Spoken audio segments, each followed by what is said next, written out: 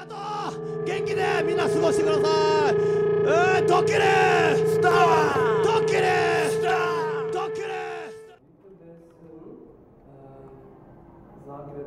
Zagrebuに住んでいます。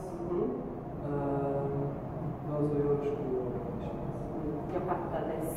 Jesmo primijetili jednu stvar što je Viktor Svan rekao drugačije nešto piše u papiru? Bokua. Znači on je umjesto vataši znači ja rekao Bog. Zato što, ali to cure neće reći jer je to muška imenica. Znači muškarci mogu reći ženske jer to znači, to je nešto pristojno, ali obrnuto je onako prilično neprihvatljivo za srednji nekakav normalan sloj kućanstva, osim za ove posebne subkulture. Znači mogu reći vataši?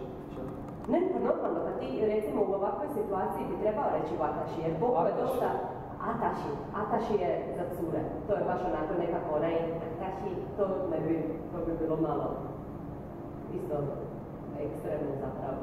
Ima tih par ženskih izraza, tipa taj ataši. Izgledaš kao čudica. Bilo je pitanje da se im koristiti. Ne, mislim, ne.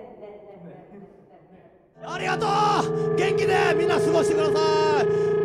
ドッキリ